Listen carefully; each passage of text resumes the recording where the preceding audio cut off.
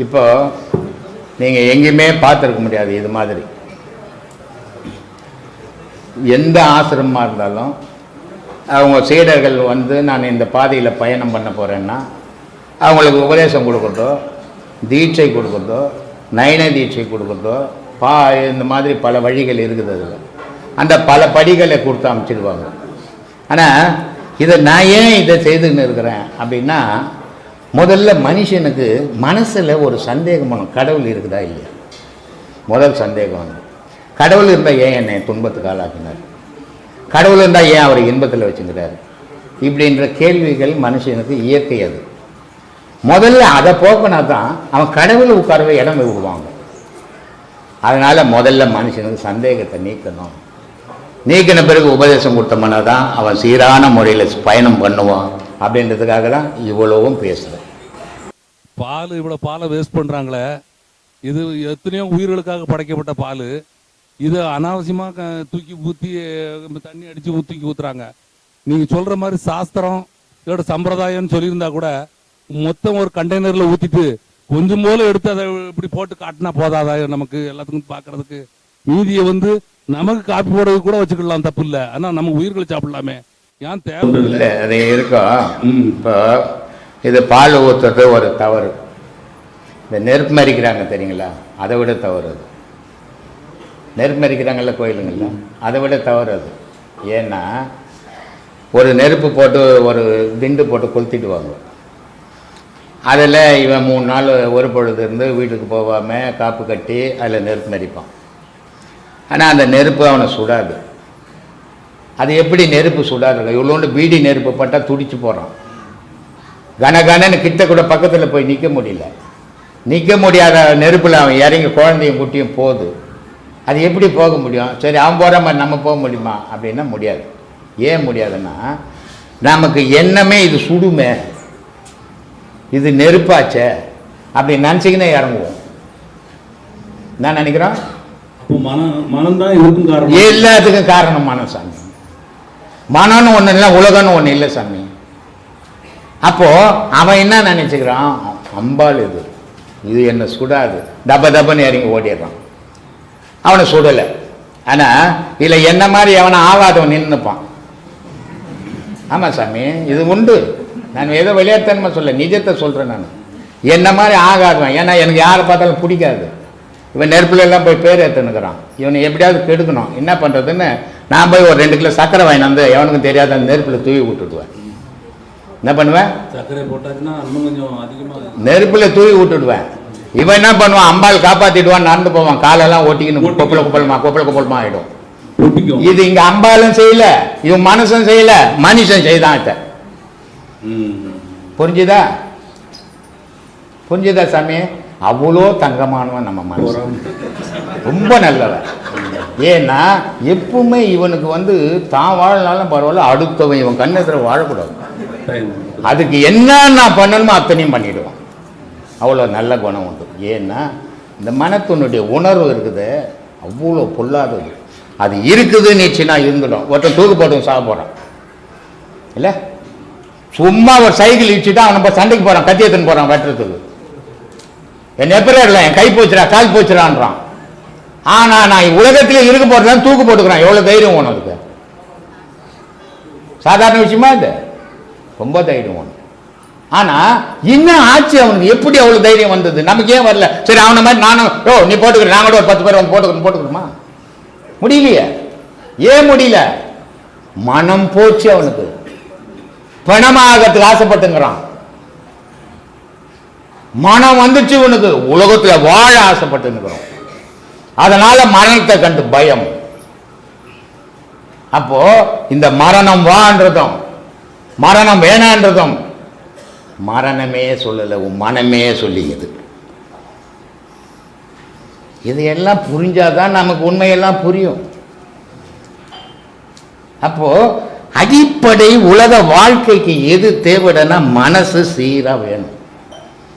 ஒரு 500 ரூபாய் எனக்கு ஒரு சம்சாரம் இருக்குது, 2 குழந்தைங்க இருக்குது, நான் இருக்கிறேன், 4 பேர் வாழணும். நான் இன்னைக்கு அந்த 500 ரூபாய் சம்பாதித்துக்கு நான் படாத பாடுபடணும். 10 இடம் தெரியணும்.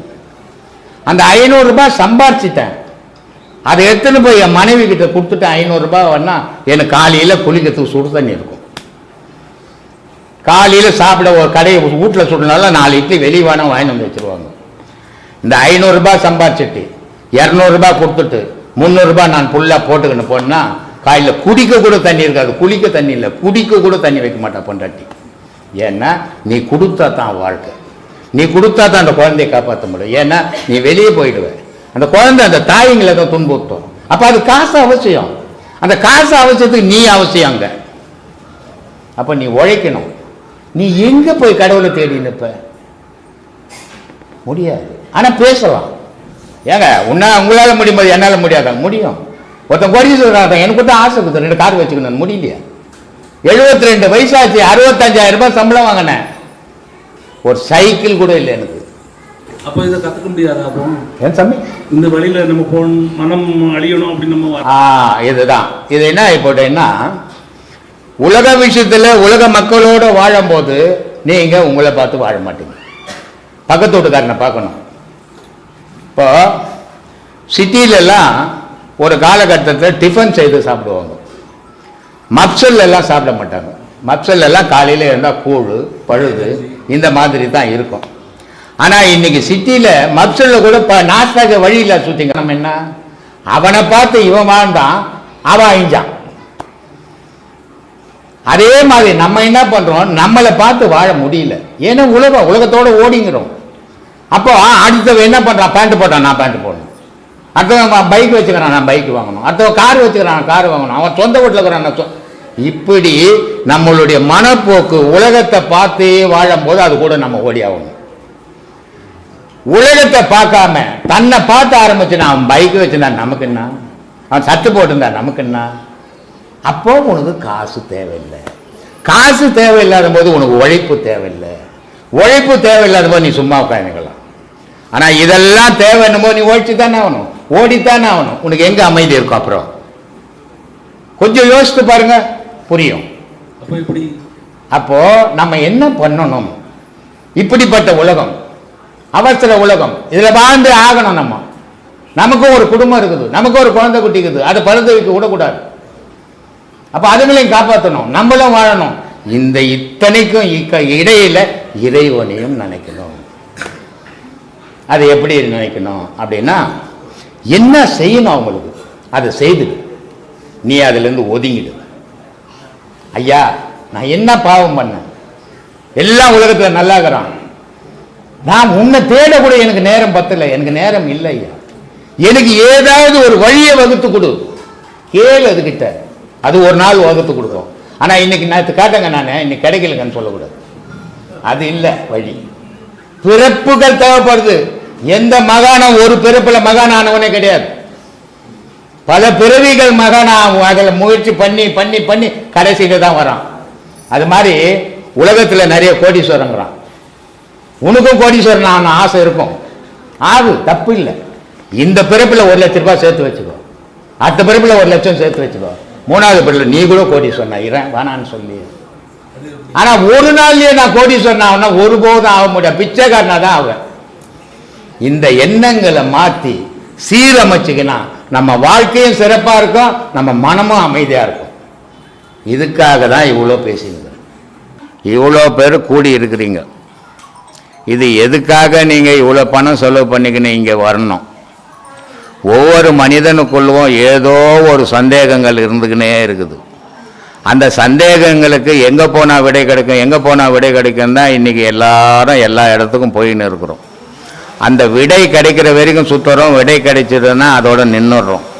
ஆனால் இந்த விடை கிடைச்ச உடனே நம்ம இந்த விடைக்கு ஏற்ற மாதிரி நடந்துக்கிறோமா அப்படின்னு கொஞ்சம் யோசித்து பார்த்தீங்கன்னா உங்களுக்கு புரியும். ஒவ்வொரு விஷயமும் நம்ம எதையோ ஒன்று மனம் தேடிக்கினே இருக்குது.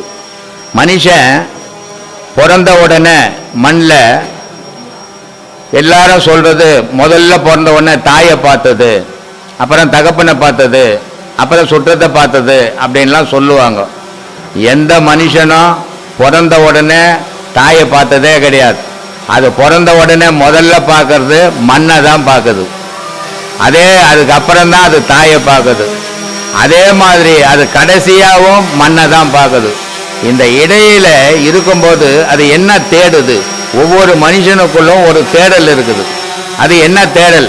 முதல்ல தாயை தேடுது, அப்புறம் தகப்பனை தேடுது, அப்புறம் கல்வியை உணவை தேடுது, அப்புறம் கல்வியை தேடுது, கல்வியை தேடினோடனே தொழிலை தேடுது, தொழிலை தேடினோடனே மனைவியை தேடுது, மனைவியை தேடினோடனே மக்களை தேடுது. இவ்வளவும் தேடுற வரைக்கும் கடவுள் ஞாபகம் இல்லை மனிதனுக்கு. ஆனால் இதெல்லாம் தேடி முடிஞ்ச பிறகு கடவுள் ஞாபகம் வரும்போது நம்மளால முடியாத நிலையில நம்ம உட்காந்துடுறோம். இதை இளமையிலேயே, இதனால தான் நான் படித்து ஒவ்வொரு வீடியோவிலும் சொல்கிறேன், நீங்கள் தாய் தகப்பங்க எந்த வழியில் போகிறீங்க அந்த வழியை உங்கள் பிள்ளைங்க பின்பற்றோம். அதுங்க இளமையிலேயே நிறைய விஷயங்களை தெரிஞ்சுக்க வாய்ப்புகள் கிடைக்கும். அந்த வாய்ப்புகள் அதனுடைய வாழ்க்கைக்கு பயன் தரும் அப்படின்னு சொல்லின்னு இருக்கிறேன். அதனால் நீங்கள் எல்லாரும் முதல்ல சீரான முறையில் பயணம் பண்ணீங்கன்னா உங்களுடைய சந்ததிகள் அதே வழியில் பயணம் பண்ணோம். அதுக்கு நீங்கள் ஆயத்தமாகிடணும். ஒவ்வொரு மனிதனுக்கும் தேடல் இருக்குது. தேடி தேடி தேடி அலைஞ்சி அவன் கடைசியில் ஒன்றுமே இல்லை அப்படின்ட்டு விழுந்து போயிடுறான். அந்த விழுந்ததுக்கு பேர் தான் புணம்னு சொல்கிறோம். ஆனால் அந்த விழத்துக்கு முன்னே இந்த பாழா போன மனத்தினுடைய ஆசை இருக்குதே, அது அளவுக்குள்ளே நிற்கவே இல்லை. நின்னால் மனிதன் அமைதியாக வாழ்வான். அளவற்று போகும்போது அவன் அமைதியை இழந்துடுறான். அந்த அளவோடு வாழ கற்றுக்கினீங்கன்னா அமைதியான வாழ்க்கை வாழலாம், நிம்மதியாக தூங்கலாம். கோடி கோடியாக பணம் வச்சுக்கிறான், ராத்திரியில் தூக்கம் வரலன்றான். அடுத்த வேலைக்கு சாப்பாட்டுக்கே இல்லைன்றான், அவன் நிம்மதியாக தூங்குறான். காரணம் என்ன? சிந்தனைன்ற ஒரு எண்ணம் அவன் ராவும் பகலும் வாட்டிக்கினே இருக்கும். அந்த வாட்டல் அவனுக்கு தூக்கமே வராதாயிடும். இவனுக்கு சிந்தனையே இல்லாதால இவன் நிம்மதியாக தூங்குறான். அப்போது அளவு மீறி மூளைக்கு வேலை கொடுக்கவும் கூடாது, மூளைக்கு வேலை கொடுக்காமையும் இருக்கக்கூடாது. கொடுக்காம இருந்தாலும் அது கெட்டு போயிடும், அளவு மீறி கொடுத்தா மண்டலாக போயிடும். அதனால் நல்ல வழியை பின்பற்றுங்க, நல்லதை செய்யுங்க, தர்மத்தை செய்யுங்க, உங்கள் பாவங்கள் அழிச்சிக்குங்க, புண்ணிய பாதையில் பயணம் பண்ணுங்க. இதுவே உங்களுக்கு நான் சொல்கிற அறிவுரையாக இருக்கும். சொல்லுங்கப்பா. கடங்க மனப்பொறி கட்டுவிட்டுன்னு சொன்னேன். அதை கட்டுறதுக்காக தான் உங்ககிட்ட அதனால தான் சொன்னா, இதப்பா இதை நீ கட்ட முடியலன்னு விட்டுடாது. விட்டு நான் செத்து தெருவோரம் கிடப்பேன். கட்டுதா? எப்படி சாமி கட்டுறது? அது 12 கால் குதிரையாகுது. 4 கால் குதிரையை ஓடி என்னால் பிடிக்க முடியாது. இது 12 கால் குதிரையாக இருக்குது அப்படின்னா. அதனால் சொல்கிறான், எட்டா புறவியடி ஈராறு காலடியோ விட்டாலம் பாரமடி வீதியிலே தான் மறிச்சு கட்டா கயிறெடுத்து கால்நாளும் சேர்த்திருக்கி அட்டாள தேசமெல்லாம் ஆண்டு இருந்தால் ஆகாதோ அப்படின்னு. மூச்சு பற்றி தான் சொல்லுவாங்க. எல்லாமே மூச்சு தான் சாமி. மூச்சு இல்லை நீ இல்லை, நான் இல்லை சாமி. மூச்சு தான் நீ, மூச்சு தான் மனுஷன், மூச்சு தான் மனம், மூச்சு தான் பேச்சு, எல்லாம் மூச்சு. இந்த மூச்சு போனால் எல்லாம் போச்சு. அதனால இந்த மூச்சு வெளியே ஓடக்கூடாதுன்றான் ஞானி. இது எவ்வளோ வெளியே ஓடுதோ இது அவ்வளோ பெருசாயிடான். எது பெருசாயிடும்? இது நீள நீள இது பெருசாகினே போகுமா. இது குறுக குறுக இது அடங்கிடான். நீங்க சொல்லிருக்கீங்க நாசிக்கும் உச்சிக்கும் மட்டும். அதனால வள்ளுவன் ரொம்ப அழகா சொல்றான், யாக வரா எனும் நாகாக்க சோகாப்ப சொல்லிழுக்கப்பட்டு. டேய், போற இடம் எது, என்ன பேசணும், என்ன தெரிஞ்சுக்கணும், அதை தெரிஞ்சுக்க. எனக்கு நாக்குக்குது, நீ எது ஒன்றா பேசிட்டாரா, அசிங்கப்பட்டு போட விடான்றான் இல்லை. அதனால் நம்ம எதை தெரிஞ்சுக்க வந்திருக்கிறோம் அதை தெரிஞ்சுக்கணும். ஆராய்ச்சி பண்ணுற இடம் இல்லை இது. என்ன பல்கலைக்கழகமா இது? அந்த உபாயத்தை சொல்லி கொடுக்குற இடம், சொல்லி கொடுக்குற இடம். சொல்லி கொடுக்குறத கடைப்பிடிக்கணும். பேசிட்டு போறதால ஒரு பயனும் கிடைக்காது, பொழுது ஒன்றா போகும். அதை தான் நம்ம சொல்லி கொடுத்துங்கிறோம். இதை சொல்லி கொடுக்குறது சொல்லி நீயே தான் கேள தம்பி, ஏன் அவரை போய் தோண்டிக்கிட்டு இருக்கிற? இதை சொல்லி கொடுக்கறத முறையோட கடைப்பிடிக்கணும். ஏன்னா இப்போ ஒரு ஆன்மீக சபைக்கு போறீங்க, ஒரு 5 லட்சம் பேர் உட்காந்துப்பான். அவர் ஒரு குரு வருவார், அவர் ஒரு சப்ஜெக்ட் எடுப்பார், அவர் பேசுவார். அந்த 5 லட்சம் பேர் அமைதியாக உட்காந்துப்பான். கடைசியாக சொல்லுவார், உங்களையே நினைங்க, ஆழ்நிலைக்கு போங்க, அப்படியே உள்ள போங்க. கற்பனையிலே போவாங்க. கற்பனை தான் மனித வாழ்வு. மனித வாழ்வே ஒரு கற்பனை தான். இவன் என்ன நினைச்சுக்கிறான், நம்ம இன்னும் ஒரு 2000 வருஷம் வாழ போறோம்னு கற்பனையில தான் வாழ்ந்துருக்கிறான். பிரம்மகுமாரிகள். அதனால சொன்னா, வருமுன் காவாதவன் வாழ்க்கை எரிமுன் வைத்தது போல் கெடும்னா.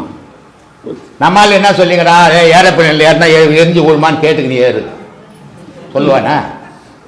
பஸ்ல ஏறினா எங்க இடிப்பியான்னு கேட்டுக்கு நீ ஏறு அப்படின்னு. அதை சொல்லலை, அதை சொல்ல அவரா ஓன நமக்கு தெரியாதா?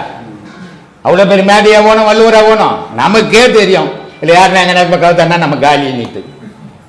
நாகேஷ் ஒரு கேள்வி கேட்குறான் நிருபர், சாமி பிளெயின் வந்து ஆகாயத்தில் பறக்குது, கப்பல் வந்து கடலில் போகுது, இது ஏன் சாமி ரெண்டாங்க போகுது? விபத்து ஏற்பட்டால் ஒருத்தம் கூட பழைக்கூடாதுன்னு போகுதுன்னாரு. ஆனால் வள்ளுவன் சொன்னது அது இல்லை வார்த்தை. டேய், நீ பிறந்தது உலகத்தில் நிஜம், இதை பொய்யின்னு முன்னால் பேச முடியாது. போக போறதும் நிஜம், இதையும் பொய்ன்னு நீ சொல்ல முடியாது. இந்த ரெண்டுக்கு நடுவில் கடவுள்ன்ற காலை புடி. இல்லைன்னு சொன்னா வெக்கா பொருகிட்ட நெருப்பு காட்டின கதையா போயிட விடாணும். அதனால சொன்னான், வருமுன் காவாதவன் வாழ்க்கை எரிமுன் வைத்தது போல் கெடுமுன்னா. சரி, இப்படி வாழ்ந்தா எப்படி சாமி இருப்பான்? அடப்பாவி, உலகத்துல நிரந்தரமா இருக்கும் உன் பேருன்னு. மலர் மிசை ஏகினால் மானடி சேர்ந்தார், நிலமிசை ஏகினால் நீடு வாழ்வாடுறான். அப்படி வாழ கத்துக்கடா, வாயாட கத்துக்காடுறான் இல்லையா? இந்த மனம்ன்றதை அப்படி அடக்கணும். இப்படி கூட்டம் கூடி சாமி கும்பிட முடியுமா? கும்பிட முடியாது. கடவுள் வழிபாடே கிடையாது. இது வந்து ஒரு கிளாஸ், அவ்வளவுதான். இது கடவுள் வழிபாடு கிடையாது. நான் ஒன்றும் பெரிய மகான் கிடையாது, நான் ஒன்றும் பெரிய ஞானி கிடையாது. அனுபவத்தை சொல்லினுக்கிறேன், அவ்வளோதான்.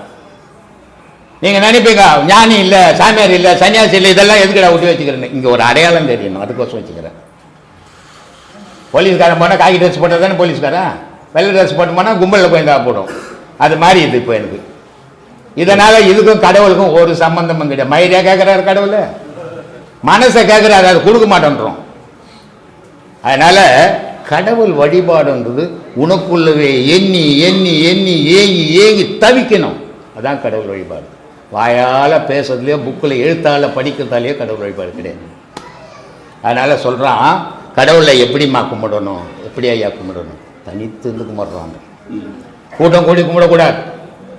கூட்டம் கொண்டு என்ன பண்ணுவார்? அவர் என்ன நகை போட்டுக்கிறாரு, என்ன வாட்சி கட்டிக்கிறாரு, அவர் என்ன வேஷ்டி கட்டிக்கிறாருன்னா பார்த்துக்கிட்டோம். கடவுளை கும்பிடுவியா? கோயிலுக்கு போகிறோம் அப்படி கும்பிடுவானா? கோயிலுக்கு போகிறவனுக்கு வாட்சி என்னத்துக்கு? சாமி கும்பிட்றவனுக்கு. கோயிலுக்கு போகிறவனுக்கு நகை என்னத்துக்கு?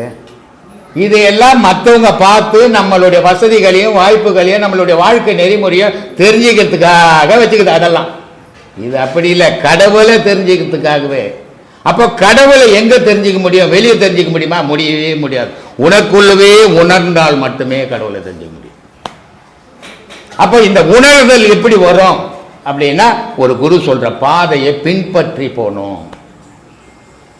அதனால தான் நான் ஏற்கனவே சாய் தர்மா டிவியில் ஒரு பேட்டியில் கூட கேட்டாங்க, ஒரு குரு எப்படி இருக்கணும், ஒரு சீடர் எப்படி இருக்கணும் அப்படின்ட்டு.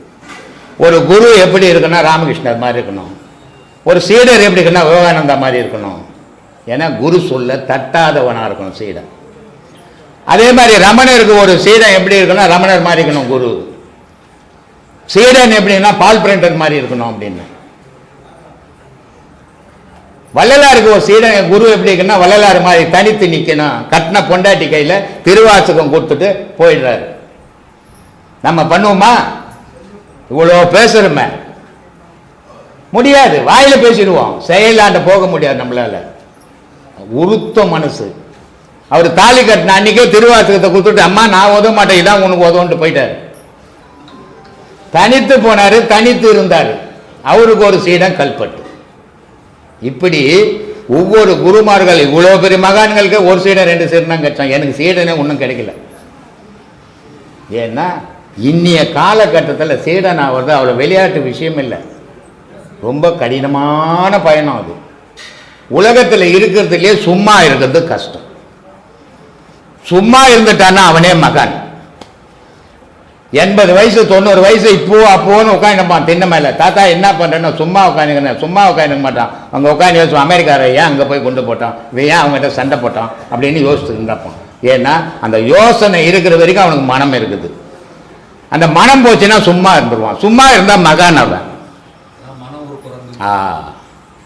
அப்போ அப்படிப்பட்ட நிலைக்கு போனோம்னா எப்படி கடவுளை கும்பிடனா, கூட்டம் கூடி கும்பிடாதடா, தனித்தா கும்பிடு. உன் மூச்சு இஷ்டத்துக்கு பக்கத்து வீட்டுக்காரன் வரைக்கும் ஓடக்கூடாதுடா, அது உனக்குள்ள அடங்கி போகணுன்றான்.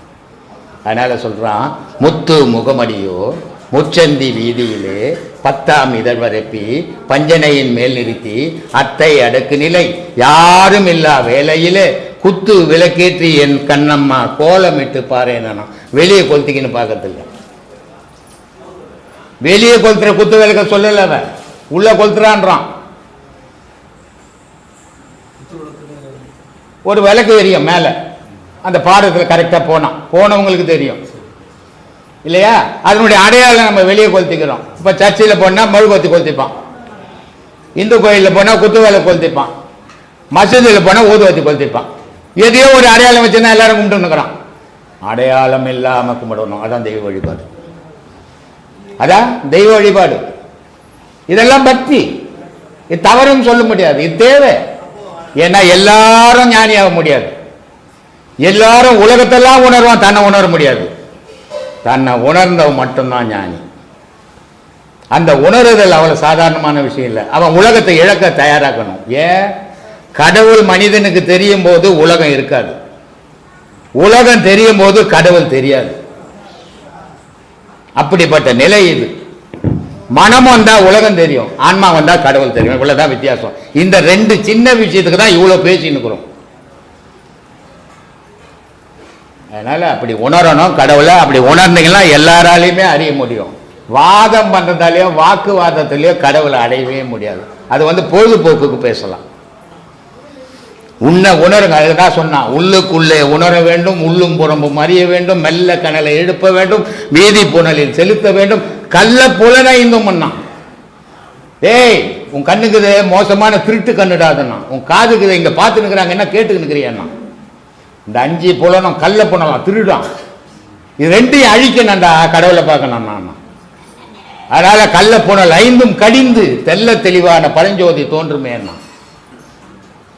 அந்த மாதிரி அடையணும் கடவுளை. அதுதான் கடவுள் வழிபாடு.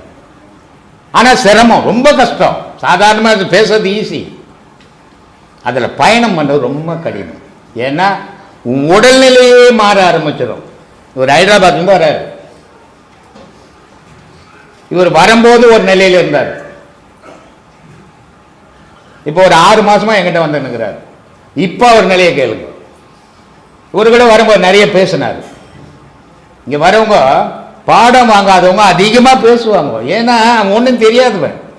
பேப்பரில் புக்கில் படிக்கிறத வச்சுன்னு கண்டதை கேட்டுக்கு தான் இருப்பான். ஆனால் அவன் தன்னை உணர்ந்தான பேச்சு அடங்கிடும். மகான்கள்லாம் பேசாமல் இருந்தது காரணமே தன்னை உணர்ந்தால் தான். இந்த மடையனுங்கள்லாம் அதிகமாக பேசுறது தன்னை உணரால்தான் தான். தன்னை உணரணும். அப்போ உண்மைகள் நமக்கு விளங்கும்.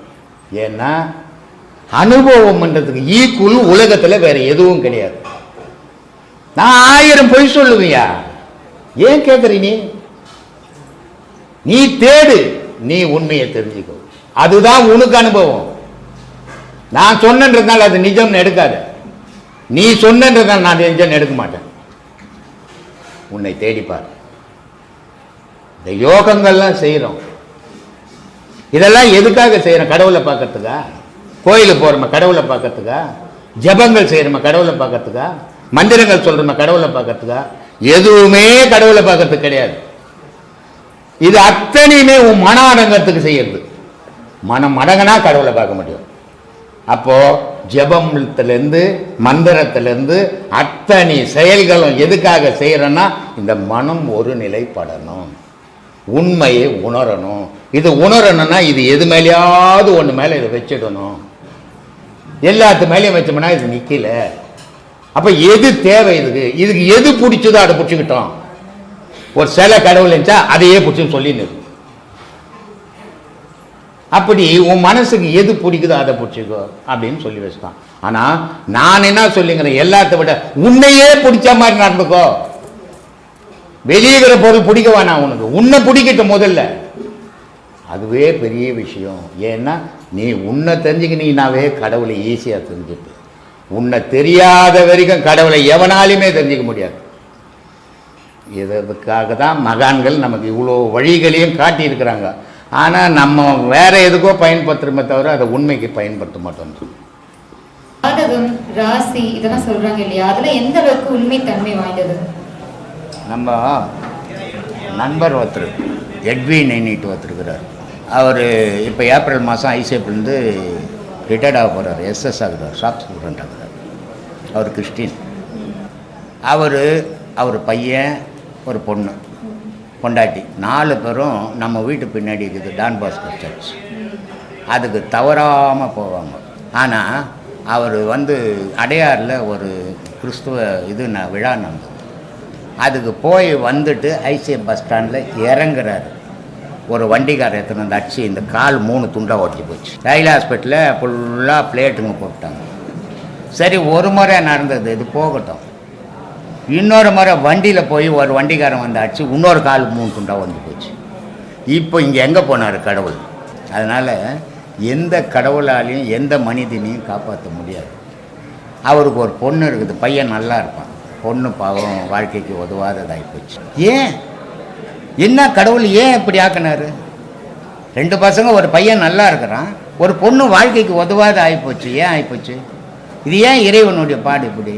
ஆனால் இது கடவுள் பண்ணாங்கன்னு நினச்சிருப்பாங்க. கடவுள் அதெல்லாம் பண்ணுறதில்ல. எத்தனை கோடி கடவுள் வேணும் உலகத்தில்? மனுஷனை எண்ண முடியாத கோடிக்கு இருக்கிறான்.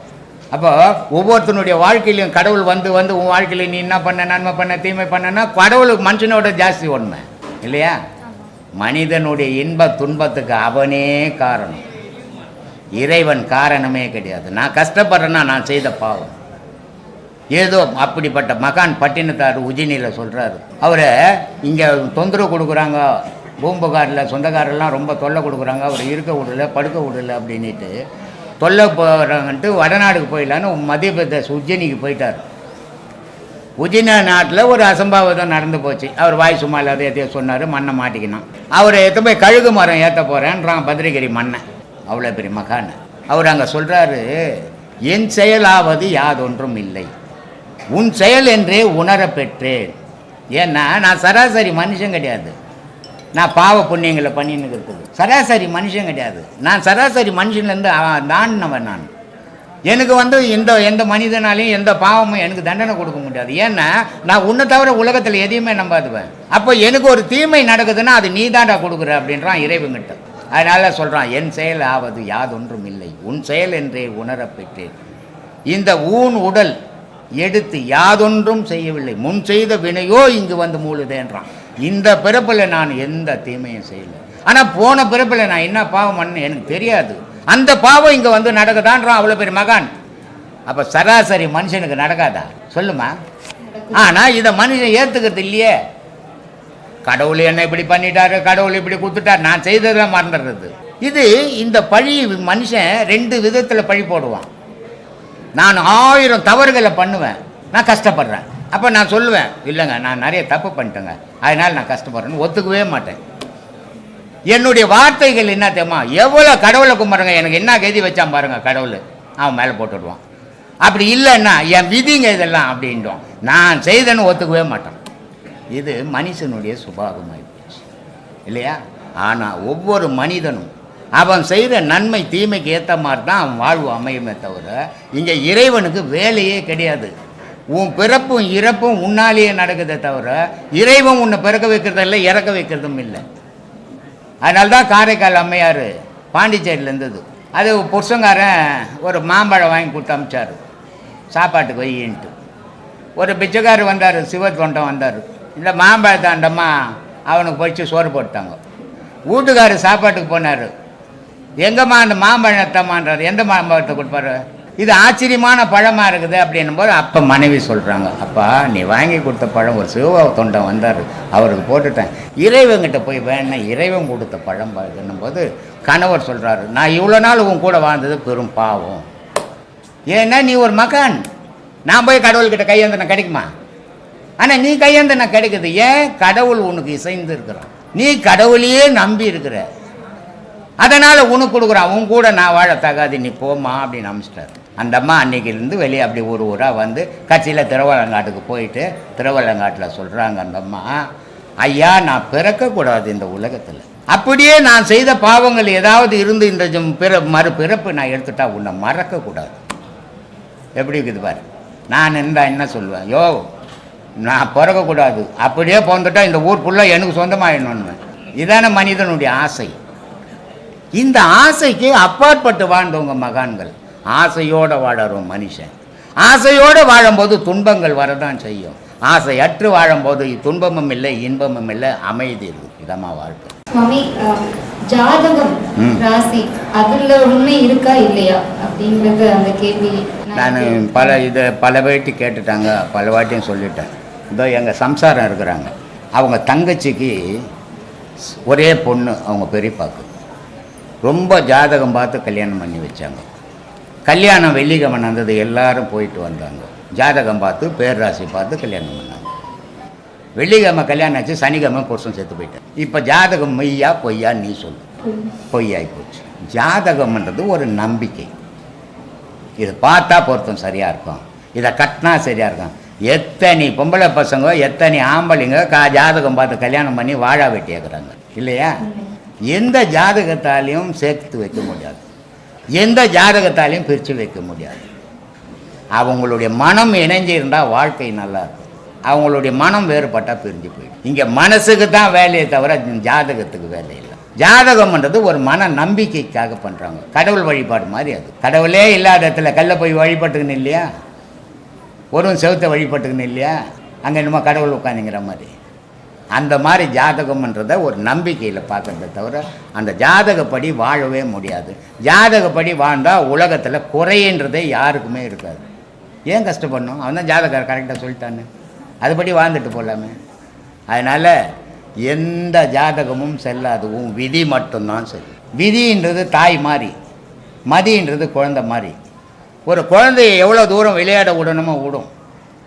அந்த குழந்தைக்கு ஒரு ஆபத்து வரும்போது அந்த குழந்தைய போய் தாய் தூக்கி, அதே மாதிரி இந்த விதின்ற குழந்தை மதியை எவ்வளோ இந்த உலகத்தில் வாழ விடணுமோ வாழ விடுவா. உன் வாழ்க்கை முடியும் போது அந்த விதின்றது போய் மதின்ற குழந்தைய புஷ்ன்னு போயிடும். இதுக்கு மீறி எந்த ஜாதகமும் ஒன்றும் பண்ண முடியாது, எந்த பேராசையும் ஒன்றும் பண்ண முடியாது. எந்த தாய் தகப்பன, எந்த குழந்தையாவது தாய் தகப்பனால் காப்பாற்ற முடியுதா? எந்த தாய் தகப்பனையாவது பிள்ளைங்களால் காப்பாற்ற முடியுதா? அப்போது விதியினுடைய முடிவு தான். விதி தாமா கடவுள். இது வரைக்கும் யாராவது வெண்ணம் உலகத்தில் ஒருத்தனே சொல்லுமா?